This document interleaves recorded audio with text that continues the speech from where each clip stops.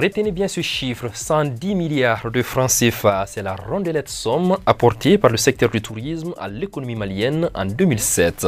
Un autre chiffre, toujours en 2007, le Mali était classé 4e derrière le Ghana, le Nigeria et le Sénégal au sein de l'espace CEDEAO comme destination touristique la plus cotée avec près de 300 000 visiteurs.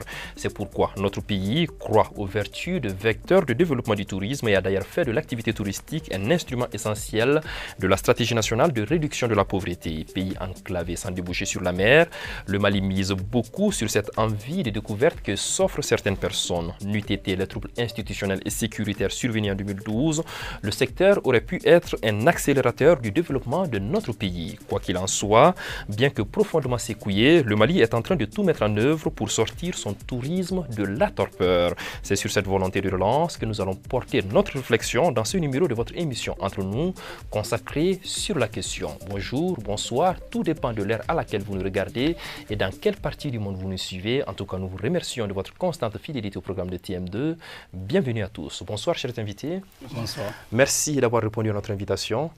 Pour nos téléspectateurs, sachez que nous avons ici sur le plateau M. Sidi Keita. Vous êtes le directeur de l'agence de promotion touristique du Mali. Bonsoir. Bonsoir. Et bienvenue. Merci. Et juste en face de vous, nous avons Mme Sissé Fatimata Kouyaté. Vous êtes la présidente de l'Association malienne des agences de voyage et de tourisme et vice-présidente de la FOPAT. C'est bien ça? C'est bien ça. Bonsoir. Bonsoir. Et bienvenue. Merci. Et juste à côté de vous, nous avons Moussa Baga Samake. Vous êtes le président de la Fédération nationale de l'industrie hôtelière du Mali et vice-président chargé du tourisme au niveau du patronat. Bonsoir. Bonsoir. Et bienvenue. Merci.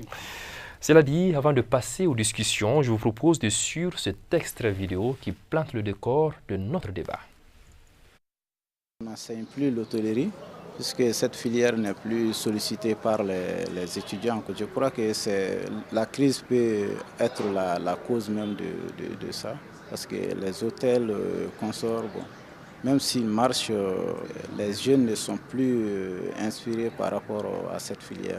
On n'a même pas eu à former une promotion en hôtellerie, mais on a fait une formation avec le ProSège dans ce domaine-là, en restauration et hôtellerie surtout.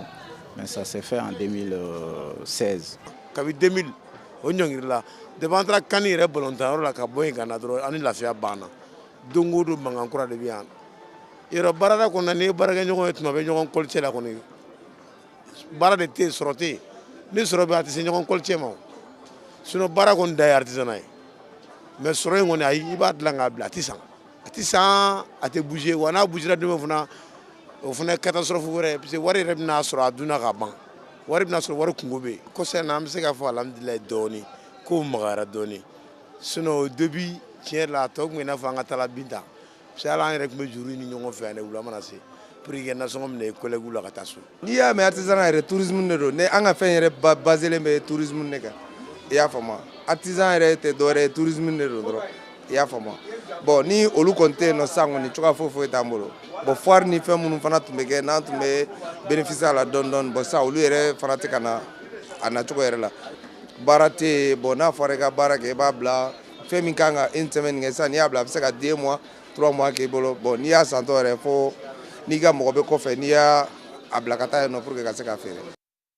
Vous venez de voir les écoles de formation aux agences de voyage, en passant par les promoteurs d'écoles, des revendeurs d'objets d'art et guides touristiques. Tous ont subi et continuent de subir l'effet papillon de la crise de 2012 ayant affecté le secteur du tourisme au Mali. Monsieur le directeur, vous l'avez entendu et j'imagine aussi vous partagez leur douleur. Effectivement, personne ne peut rester insensible justement à cette situation. Aujourd'hui, cette difficulté elle est réelle et vous n'êtes pas sans savoir qu'à partir de 2009, la bande sahélo-sahélienne a traversé une crise et malheureusement cette crise demeure toujours. Donc aujourd'hui, nous avons beaucoup de difficultés. D'ailleurs, les indicateurs de performance dans ce secteur du tourisme l'attestent.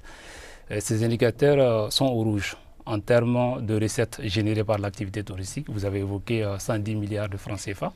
Aujourd'hui, malheureusement, nous ne sommes pas à cette fourchette. Nous sommes à 24 milliards de francs CFA. Et nous avons aussi constaté par endroits véritablement des difficultés, surtout au niveau des bastions, la zone Tombouctou, Pays Dogon et Djenné. Et aujourd'hui, nous avons des difficultés et ces difficultés sont réelles. L'une des particularités de cette crise est que malheureusement, cette crise n'affecte pas que le Mali. C'est une crise sous-régionale à dimension internationale, évidemment. Nous avons toute la bande sahélienne qui est confrontée. Donc j'ai échangé évidemment avec beaucoup de personnes, bien vrai que les difficultés ne sont pas les mêmes, mais aujourd'hui c'est une situation à laquelle il faudrait faire face et je pense que vous nous donnez l'opportunité aussi avec le secteur privé d'échanger, mais surtout de regarder dans une vision commune comment apporter des solutions à cette crise. Okay, voilà qui va faciliter les échanges, en tout cas ici sur ce plateau. Et qu'est-ce que vous avez à dire, comment vous réagissez par rapport à ce que vous venez d'entendre d'abord? Bon, en fait, je pense que nous sommes en phase avec l'administration du tourisme, compte tenu du fait que nous avons les mêmes appréciations par rapport à la situation. D'abord, en fonction de l'historique qui vient d'être fait. Nous savons tous que depuis la prise des premiers otages au Mali, nous avons commencé à sentir l'effet de cette situation sécuritaire et qui a amené ou qui aboutit à la désaffection totale de la destination Mali. En fait, nous n'avons plus aucun touriste au Mali. Nous, agence de voyage par exemple, il n'y a plus d'activité en ce qui concerne les produits touristiques par rapport aux itinéraires que nous vendons actuellement à notre clientèle internationale surtout. Parce que en fait, le Mali est un pays de destination et ce pays de destination a connu ses beaux jours. Et le Mali faisait partie des destinations les plus prisées de la sous-région. Donc depuis 2009, nous constatons qu'en réalité, la désaffection, le lâchage va crescendo. Et malgré tout ce que nous avons pu entreprendre, c'est-à-dire nous, opérateurs privés et l'administration nationale du tourisme, nous avons eu à mettre en route certaines initiatives tendant à faire en sorte que le tourisme malien, même si nous ne pouvons pas vivre comme nous le faisions avant, que nous puissions résister en attendant une reprise de cette activité que nous souhaitons prochaine. Donc si les agences de voyage se plaignent, les revendeurs d'objets d'art, j'imagine au niveau des hôtels, il n'y a pas matière à débattre. Oui, comme vous le savez, au niveau des hôtels, les établissements de tourisme, la crise a vraiment frappé dur. Parce que depuis la crise de 2009 en 2012, après les différentes attaques survenues dans les différentes du nord au centre, et puis jusqu'à Bamako, jusqu'à l'attaque de ratisson de la terrasse, les hôtels ont été désaffectés. Et si vous constatez, au nord, les hôtels ont fermé, carrément fermé. Les gens sont en chômage. Au centre, c'est la même chose. Parce que c'est pratiquement rares les hôtels qui sont en fonction dans des zones nord-centre. Même à Bamako, on a constaté que vraiment la crise a passé. Parce que quand tu rentres dans les hôtels et que tu constates que sur un hôtel de 200 chambres, 300 chambres, tu n'as que 2 clients. À ce point. C'est là, c'est ça qu'on vit actuellement. Mais ça n'a pas empêché les hôteliers de tenir. Parce qu'on se dit que ce pays-là, il faut qu'on redresse. C'est notre rôle en tant qu'acteur économique. À nous de jouer notre partition. Bien sûr que l'État a un rôle à jouer, ça c'est sécuriser les choses. Mais nous, à notre niveau, on doit sécuriser les hôtels à notre moyen, à notre façon, mais faire de façon que l'image du Mali ne soit pas cornée vis-à-vis de l'extérieur. Bien sûr que il y a ce problème qui se pose. Mais nous, on tient toujours. On a tenu à garder le personnel en place, le minimum, malgré la difficulté. Parce qu'on s'est dit que l'hôtel, c'est une famille, parce qu'on est intégré. Dans un hôtel, tout le monde est intégré. C'est une famille. Quand on met en chômage, c'est une partie de la famille que tu as mis en chômage. Voici un peu l'état des lieux qu'on a au niveau des hôtels et des structures touristiques du Mali. Ok. Et avec plus de 64 milliards de francs CFA en 2001, 110 milliards en 2007, et vous avez parlé notamment de 24 milliards aussi en 2008 et en 2018, excusez-moi. Comment expliquer la part du tourisme dans l'économie nationale aussi énorme? Comment on peut expliquer ce gain que génère le tourisme? Oui, mais évidemment, le président de l'association, je veux dire de la Fédération nationale de l'industrie hôtelière l'a évoqué tout à l'heure. L'hôtel, c'est des recettes. Vous savez qu'il y a une arrivée, les arrivées de clientèle internationale à destination de Bamako. Et évidemment, les gens passent des séjours dans ces hôtels et ça génère évidemment des ressources. Donc aujourd'hui, il n'y a pas que ça.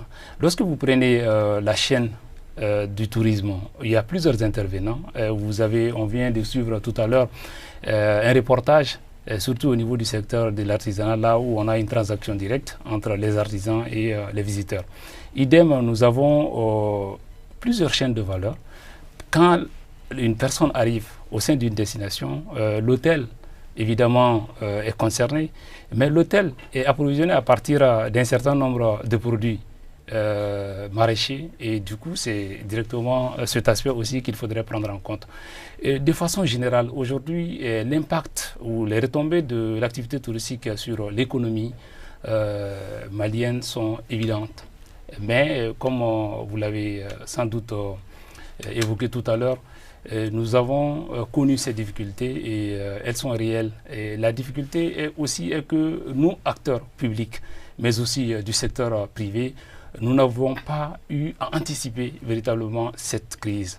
On s'était peut-être focalisé sur la clientèle internationale depuis un certain temps et les offres, les produits étaient véritablement repensés pour véritablement attirer la clientèle internationale. Malheureusement, il n'y avait pas de possibilité, il n'y avait pas eu d'offre à hauteur de souhait pour pouvoir au moins créer une situation d'indépendance par rapport à la désaffection du Mali par la clientèle internationale. Okay, mais aujourd'hui, tout le monde se remobilise. Les acteurs que vous êtes en train de tout faire pour relancer véritablement le secteur.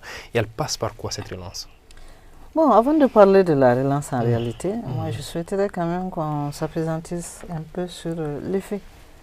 L'effet de cette crise-là, par rapport à nous surtout, nous opérateurs privés. Parce que l'État fait de l'accompagnement, de la facilitation. L'État n'est pas le vrai acteur du tourisme. Le vrai acteur du tourisme, c'est les entreprises touristiques.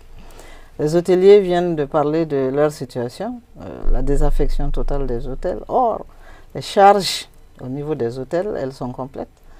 Quand vous avez 10 clients, c'est les mêmes charges que quand vous avez 100 clients. Donc ce problème, il est vraiment, il est là. C'est comme si, en réalité, les entreprises sont en train de tourner à vide, avec des charges qui sont très importantes, sans la clientèle qui puisse amoindrir ou en tout cas faire en sorte que la valeur ajoutée puisse être réelle pour ces entrepreneurs. Mais nous, agences de voyage, nous sommes effectivement la composante transversale de l'activité touristique. Parce que quand tu es agence de voyage, c'est toi qui reçois le client d'abord, c'est toi qui vends la destination. Donc quand tu vends la destination, tu fais le dispatching. Tu fais le dispatching entre les hôteliers, les restaurateurs, les antiquaires, les différents prestataires de services, les conférenciers, les animateurs, tout cela, c'est à partir de la mise en route d'un programme touristique élaboré et vendu par une agence de voyage. Donc, à cause de cette transversalité, je pense que le pool même de l'activité touristique se retrouve à notre niveau. Mais nous savons que quand ça ne va pas chez nous, ça veut dire que ça ne va pas chez les autres, puisque nous faisons le dispatching.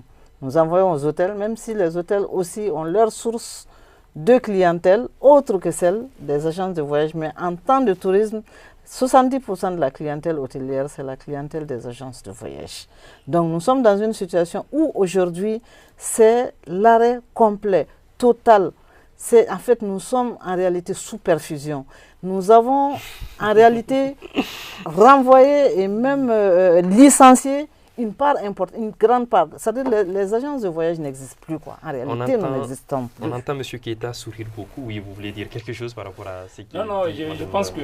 oui, non, évidemment, la situation, elle est tout à fait réelle, en fait. Il y a une difficulté assez énorme au niveau de l'industrie hôtelière. Et ils ne sont pas les seules composantes, je le dirais, parce que nous avons parlé, ils emploient des guides, et les guides aussi souffrent. Mais ce qui est beaucoup plus important qu'il faudrait signaler est que nous sommes conscients, évidemment, de cette situation. Vous parlez, vous, c'est l'État?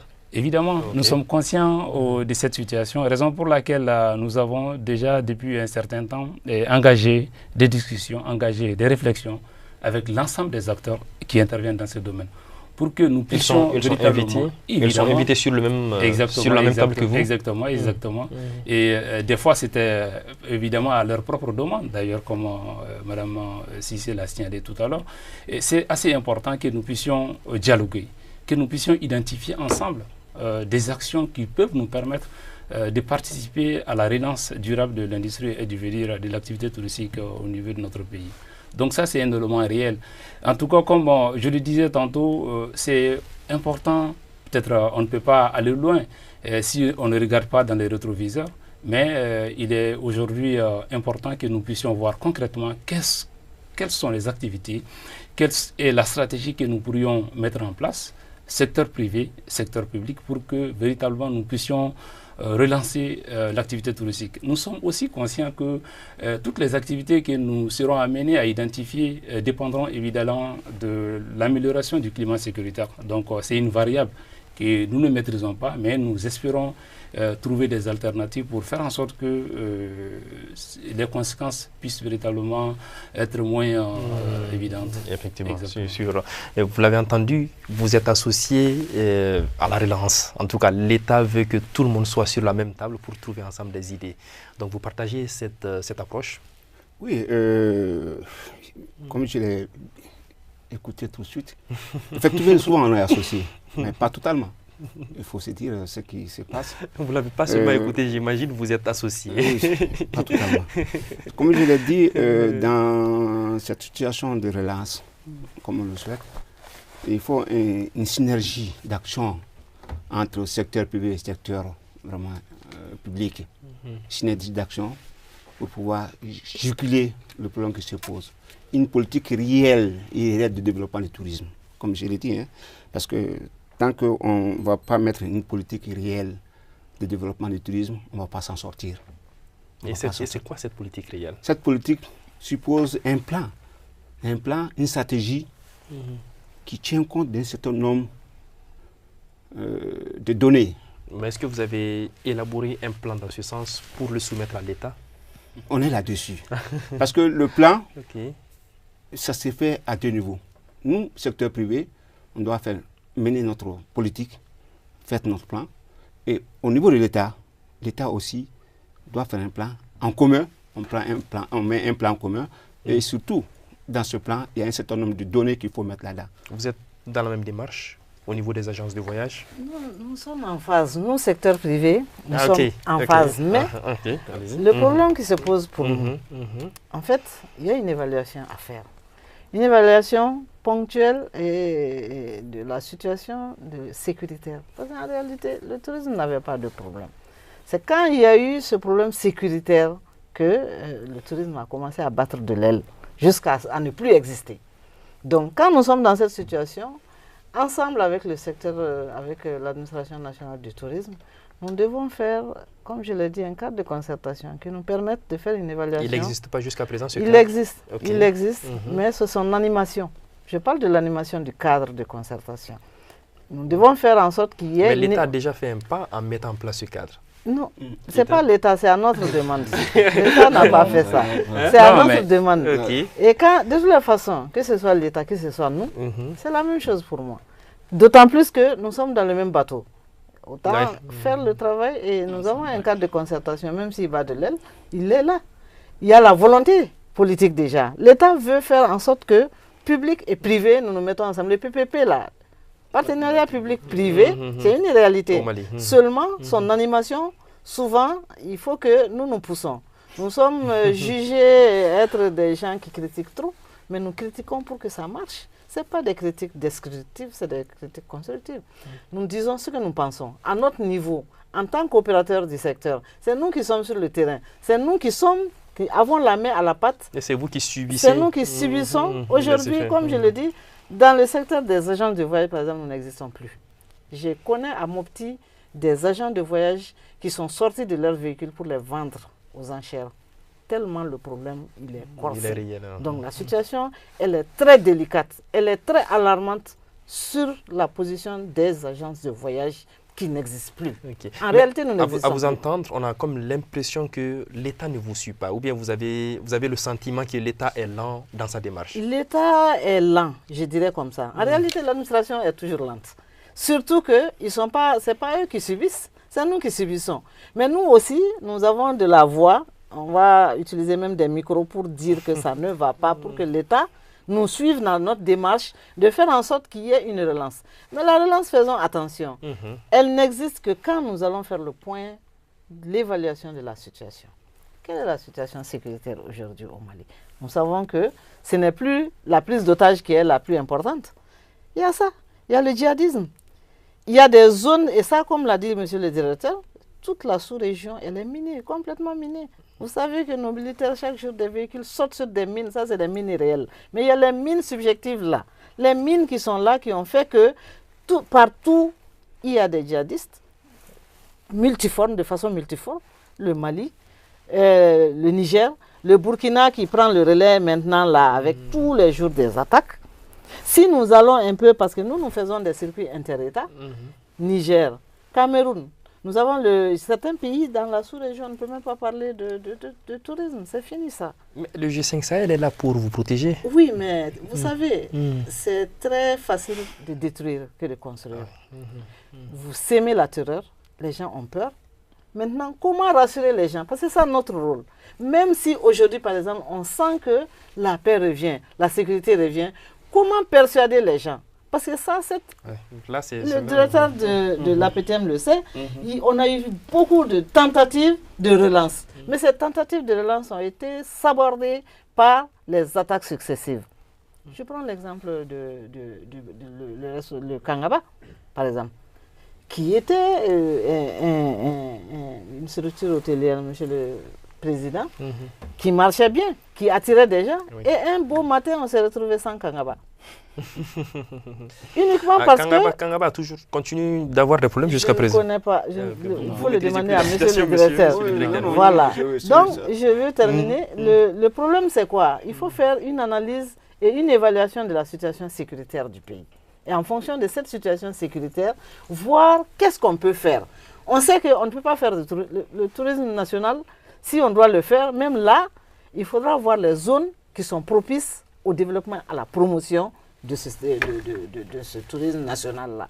On y reviendra, mais la réalité c'est qu'il y a une alarme, il y a une alerte. Le tourisme ne peut se faire au son de la baïonnette, ce n'est pas possible. Oui, monsieur Samake. Oui, je pense que, comme l'a dit Mme Cissé, il y a un problème réel. Mais ce problème ne doit pas nous empêcher d'avancer.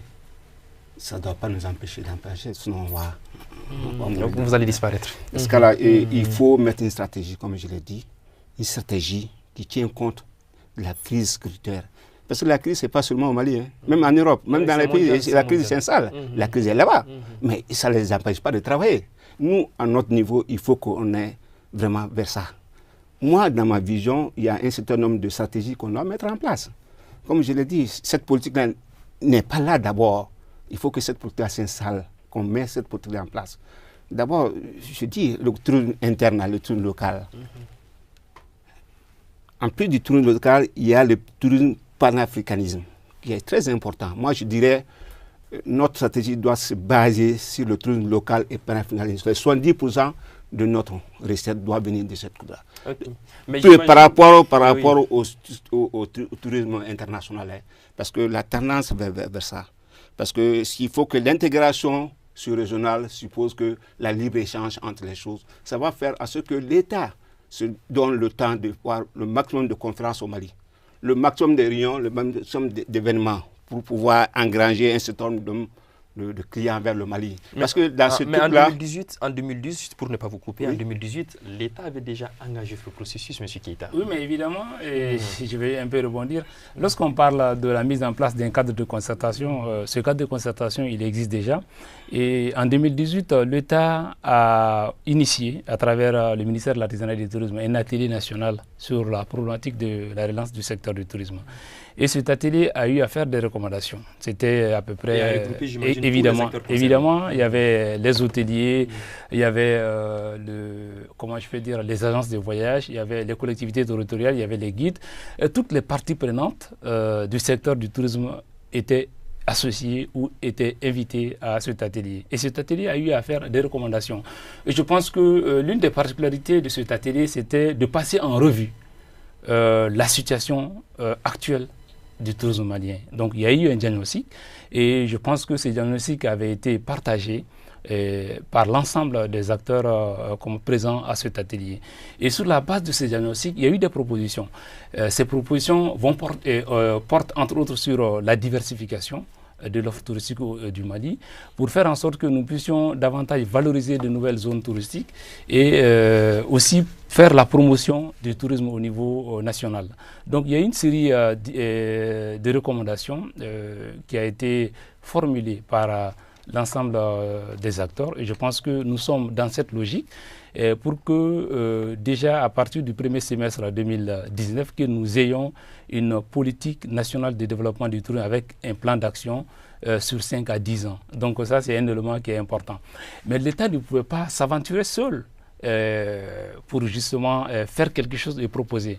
Donc il fallait évidemment créer ce cadre de concertation, faire en sorte que l'ensemble des acteurs se retrouvent et que nous puissions échanger, discuter et faire des propositions. Je pense que déjà nous avons dans les pipelines administratifs, comme je le disais, l'élaboration de ce document de politique. Donc là, c'est un élément qui est important. Aujourd'hui, à côté de ça, vous avez beaucoup voyagé aussi avec le département. Non, en réalité, vous savez que déjà, il fallait, par rapport à la crise, il fallait trouver des situations, il fallait trouver, identifier des actions qui puissent nous permettre de réduire les méfaits de ces crises sécuritaires sur le secteur du tourisme, mais aussi de maintenir une communication sur la destination Mali. Aujourd'hui, lorsqu'on parle du Mali, malheureusement, sur un certain nombre de marchés émetteurs, l'image du Mali, comme celle du Burkina et d'autres pays, est malheureusement associée à la terreur, au terrorisme. Donc, il fallait que nous puissions, en tant qu'agence de promotion touristique du Mali, être présentes sur un certain nombre de salons, pour apporter un autre discours qui est tout à fait différent de celui qui est véhiculé par certains médias. Donc ça, c'est un élément important. Et aujourd'hui, vous sentez réellement que ces messages qui ont été véhiculés ont été bien reçus? Évidemment. Ces messages sont reçus. Vous savez que c'est aussi à chacune de nos participations à ces événements internationaux, nous rencontrons les professionnels. Il y a beaucoup de personnes, les tours opérateurs, qui sont en contact ou qui étaient plutôt en contact direct avec les réceptifs maliens, les agences de voyage. Ces tours opérateurs, nous les rencontrons, nous échangeons avec ces tours opérateurs et ils nous proposent aussi d'autres actions qu'on peut mettre en place pour évidemment permettre à la clientèle internationale de revenir sur le Mali. Okay. Donc ça c'est un élément qui est vraiment très important. Oui, M. Baga. Vous avez entendu, l'État ne reste pas les bras croisés. Non, l'État, comme vous l'avez dit, l'État, nous, au niveau des hôtels, on ne peut pas dire que l'État, le département n'a pas fait quelque chose. Mais on n'a pas senti réellement la présence de l'État à nos côtés au moment difficile. Il faut aussi de la vérité. Parce qu'on a vu dans d'autres pays, quand il y a la crise, comment l'État fait. Mais l'État, à notre niveau, on n'a pas senti réellement. On peut savoir ça? On peut savoir parce que l'État n'a pas mis des dispositions réelles pour pouvoir venir en aide aux hôtels. Parce que mais l'État aussi a subi la crise. Non, l'État, c'est les opérateurs économiques qui subissent la situation. À travers ça, l'État sent. Parce que quand ça ne marche pas, l'État sent. Mais En contrepartie, l'État a un rôle à jouer vis-à-vis des autres. Nous, ce n'est pas nous de nous sécuriser. C'est à l'État de sécuriser nos structures. Oui, mais l'État comme je l'ai dit, une part considérable dans cette démarche. Non, non. L'État, vous ne pensez pas? Non, comme je l'ai dit, M. le directeur vient de le dire tout de suite. Ils ont fait des démarches au niveau extérieur avec les salons. Ils n'étaient pas avec les opérateurs du secteur. C'était l'administration qui était là. Or, on ne peut pas faire ce travail-là sans les acteurs même du tourisme, qui sont le cœur, le moteur. Mais vous n'avez même pas été appelé? Non, on n'a pas. Non, parce que, comme je l'ai dit, on est ensemble. Parce que, comme je l'ai dit, il faut une synergie d'action par rapport à cette situation. Parce que l'État seul ne peut pas. L'État ne doit pas prendre le pas sur le secteur privé. C'est au secteur privé de prendre le pas sur l'État pour pouvoir développer ce secteur. Parce que l'État n'a pas le rôle. Madame Sissi, à vous comprendre, Voilà. c'est là que vous parlez d'animation. Voilà. Oui. Non, en fait, parce que monsieur le l'État agit directeur, seul est-ce sur qu'on ce peut point. parler? On est en face là, moi je veux bien. Donc, en réalité, le cri de cœur, le cri du cœur des hôteliers, moi je l'entends, je comprends. En fait, nous, agences de voyage, nous n'avons pas le même niveau d'investissement que les hôteliers, par exemple. Un hôtel, ce n'est pas au-dessous du milliard. Un hôtel 5 étoiles, ce n'est pas au-dessous du milliard. Une agence de voyage, même si vous n'avez pas d'investissement, vous travaillez. Parce que comme je l'ai dit, nous avons une activité transversale. Mais un hôtelier ne peut pas exister s'il n'y a pas d'investissement. Donc, je comprends très bien leur cri du cœur. Moi, je ne voudrais pas ressasser les problèmes. Je souhaite qu'on aille de l'avant. Oui. Qu'est-ce qu'on peut faire pour qu'on sorte de la situation? C'est d'ailleurs le but de ce plateau. Et le monsieur en face de moi, c'est l'administration et c'est la personne à laquelle nous devons transmettre toutes nos doléances, nos récriminations et nos critiques. Aujourd'hui, si nous parlons de cadre de concertation, il faut que ce soit réel. Il ne faut pas que ça se limite seulement aux vœux pieux que nous avons l'habitude d'entendre, ça ne marchera pas.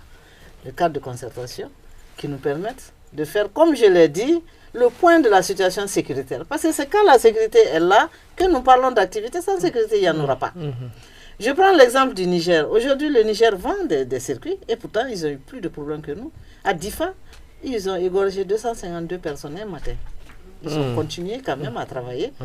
Et maintenant, je prends leur exemple. Quand il y a des touristes qui sont programmés, eh bien, c'est la sécurité qui est renforcée au niveau de l'accompagnement des groupes, par exemple. Un exemple. Un exemple. Là, c'est des cas concrets. Un exemple. Comme je suis avec mon collègue, le président de la Fédération des hôteliers, ce qu'il est en train de dire, l'administration doit faire un effort par rapport au privé, c'est-à-dire un effort de sollicitude. La sollicitude, c'est de sentir, c'est de faire voir quand même que au moins nous avons des problèmes, nous sommes accompagnés par notre secteur public. Et c'est une réalité. Et c'est un manque. Et ça fait très mal. Surtout quand on dit dans des discours démagogiques que nous sommes avec le secteur privé. Il faut qu'on soit avec le secteur privé. Un. Deuxièmement, nous sommes dans une situation de désuétude, de déliquescence totale. Qu'est-ce que l'État est en train de faire pour que nous qui sommes là, que nous puissions exister en attendant une reprise? Parce que si vous ne le faites pas, j'ai déjà entendu mon collègue des hôteliers dire que si dans 6 mois on ne fait rien pour eux, à la reprise, il n'y aura plus d'hôtel. Et c'est une réalité. Nous, quand même, nous avons disparu, il n'y a pas de problème. Mais les hôteliers qui sont là, qui sont quand même, si vous voulez, la vitrine. Un hôtel, c'est une vitrine. Il y a plusieurs types d'activités. Il y a la typologie touristique de l'activité touristique là. Elle est variée. Le tourisme pur et dur, c'est bon là. Mais si on ne peut pas faire le tourisme pur et dur, qu'est-ce qu'on peut faire à la place? Aujourd'hui, il y a des produits qui s'imposent à nous. C'est des produits qu'on peut, si vous voulez, démultiplier. Pourquoi il y a eu l'hôtel Sheraton maintenant, qui marche fort? Votre Millennium, ça marche. Il y a des hôtels qui marchent aujourd'hui. Parce qu'il y a un produit, le produit du congrès, le produit d'affaires qui marche. Donc, faisons en sorte que ce cadre de concertation qu'ensemble nous avons créé, c'est pourquoi je l'ai dit depuis le départ, il est latent. Donnons-lui vie. Okay. Ça se fait ensemble. Ça ne se fait pas avec des discours. Non, non, non. Vous avez entendu les critiques, elles sont réelles. Mais le véritable problème, est-ce que vous ne sentez pas aujourd'hui la nécessité d'impliquer réellement l'État au-delà du discours? Oui, mais évidemment... nous sommes ensemble, je pense que ce n'est pas que le discours, en fait. Je pense que cette présence de l'État, elle est effective, surtout au niveau du secteur privé. Et je parle là, ces cadres de concertation ne sont pas des coquilles vides. Nous avons passé comme en revue tout ce qui n'avait pas fonctionné juste là et nous nous sommes donné les mains plutôt pour pouvoir au moins aller de l'avant. Et je pense que dans cette dynamique, nous devons évidemment voir concrètement quelles sont les dispositions que nous pourrions prendre ensemble pour faire bouger les choses. Et tout ce que le secteur privé, je veux dire représenté par la fédération et la présidente de l'association malienne des agences de voyage, tout ce que le secteur privé a dit, ou vient de dire plutôt, c'est un élément, il y a une part de vérité. Mais aujourd'hui, vous devez aussi comprendre que lorsque vous dites que vous n'êtes pas associé aux actions de promotion de la destination Mali à l'international, sûrement vous n'avez pas pris connaissance de l'accompagnement du secteur privé, surtout les agences de voyage, et qui sont avec nous sur ces différents salons.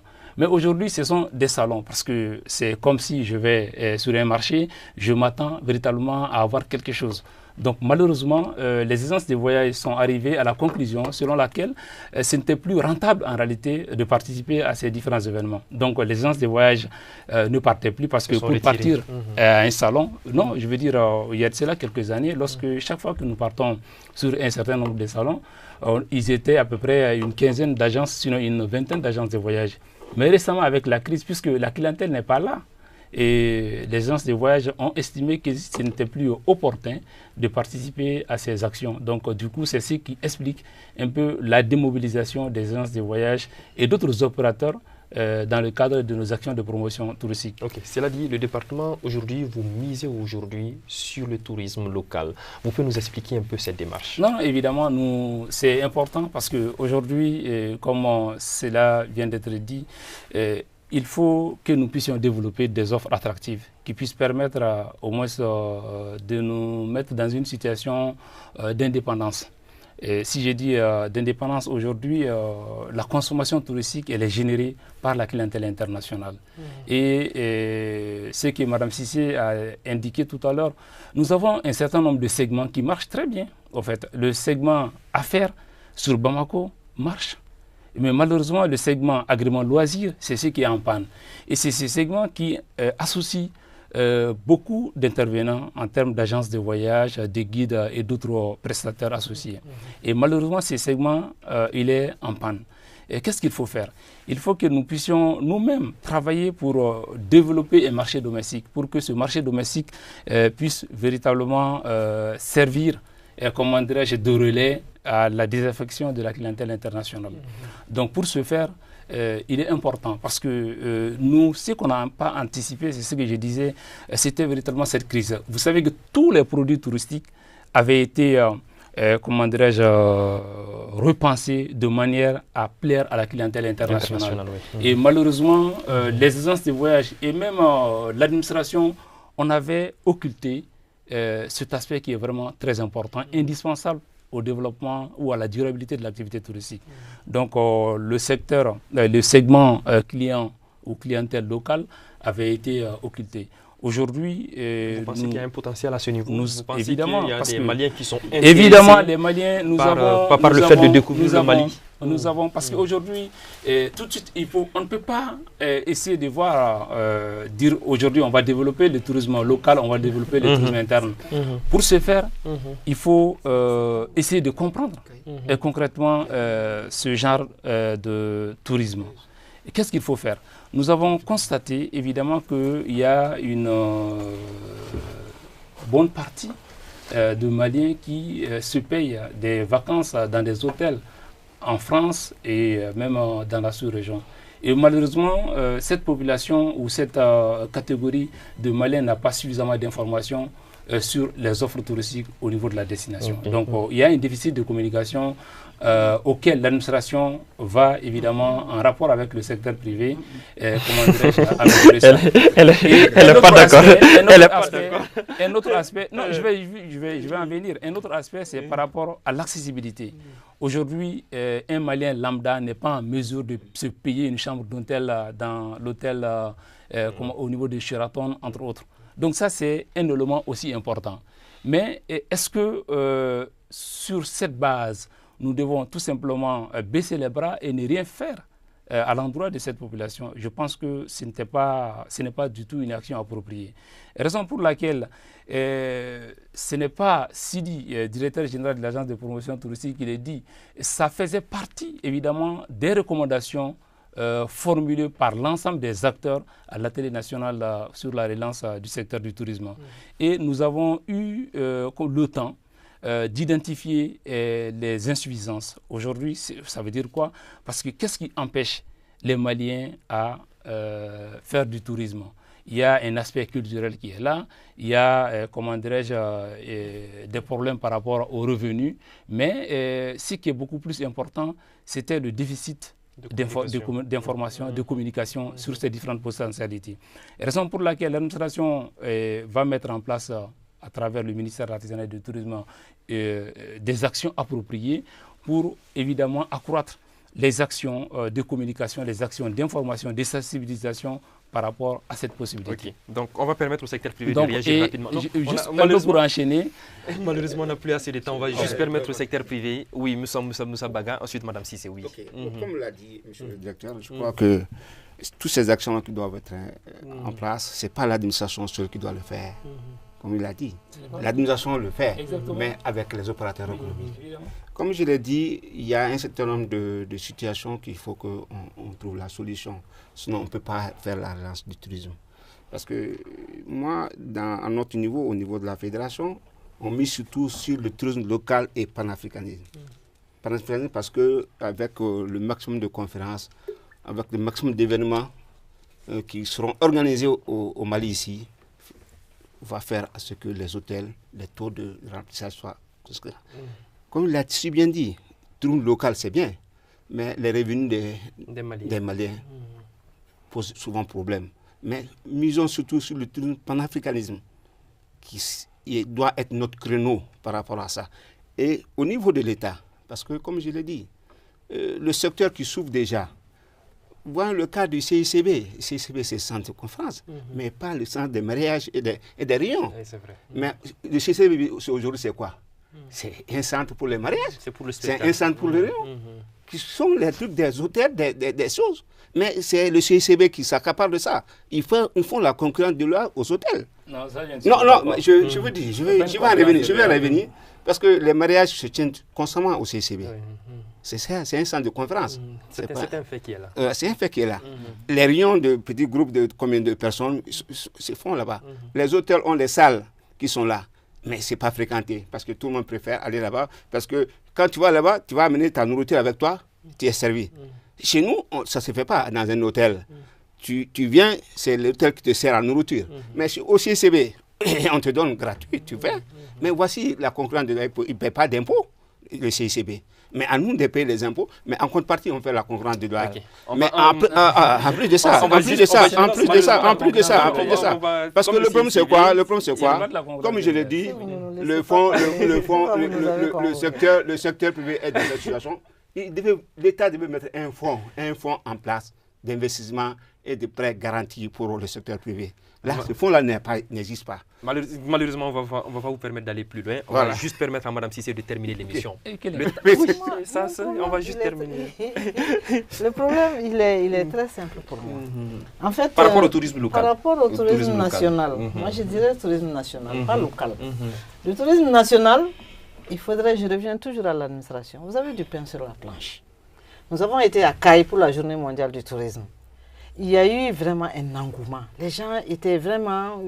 Ils se sentaient bien de voir que nous pouvons visiter des sites nationaux. Oui. À Caille, on a fait la visite de sites là-bas. Moi, des sites que je ne connaissais pas personnellement. Parce que Caille, c'est les produits de seconde zone, si on peut parler comme ça. Le tourisme, dans son emphase, a oublié qu'il faut qu'il y ait, si vous voulez, une alternative. L'alternative qui aurait pu nous sauver aujourd'hui n'a jamais existé. On s'est focalisé sur le pays de Gon, on s'est focalisé sur Mopti, Tombouctou, Djenné, et on a oublié de faire au moins la mise en route, la valorisation de ces circuits qui auraient pu prendre le relais aujourd'hui. Malheureusement, ce n'est pas le cas. Mais au sortir de Caille, pourquoi l'administration du tourisme n'a pas pris les choses en main pour au moins voir comment on pouvait valoriser Caille pour un tourisme national? Et pourtant, c'est déjà en cours. Bon, déjà nous, en on ne cours. sait pas. On parle de ce qu'on connaît. Oui. Est-ce que vous avez dit, monsieur le directeur a écrit aux associations professionnelles pour leur dire, nous avons commencé à faire ça à Caille. Non. Aidez-nous, par exemple. Mais nous sommes là pour ça. Un. Deuxièmement, les salons de tourisme, entre parenthèses, le tourisme national requiert une forme d'organisation qu'il faut mettre en place. Autrement, il ne marchera jamais. Et nous, on a ça, on a cette recette-là. L'État ne maîtrise pas ça? L'État ne maîtrise pas. Je le dis haut et fort, l'État ne le maîtrise pas. Vous voulez parler du tourisme national? Il y a toute une stratégie et nous sommes prêts à vous aider. C'est parce que c'est pour nous. Vous ne l'avez pas fait. Okay. Deuxièmement, il faut que... Vous terminez là-dessus, malheureusement. Je termine. Donc, il faut qu'ensemble, je reviens encore, ensemble, public, privé, le cadre de concertation, la convergence de vues, c'est-à-dire le faire ensemble, l'inclusivité dans les actions de promotion, de diversification des produits, il faut que ça existe, autrement nous ne sommes pas à la veille de nos problèmes. Merci. Merci d'avoir été là. Non, l'émission s'achève là-dessus. Malheureusement, on n'aura plus le temps d'aller plus loin. On a même dépassé le timing qui nous était accordé. En tout cas, nous vous remercions de votre fidélité. Nous vous donnons rendez-vous pour un prochain numéro, toujours sur TM2, votre deuxième chaîne de télévision nationale. Et on remercie beaucoup notre équipe technique qui était amenée comme d'habitude par Fatim Maïga. À son nom, on remercie tout le personnel qui l'a accompagné. Bonsoir et on se retrouve à la semaine prochaine. Très bonne soirée à tous. Merci beaucoup. Bonsoir.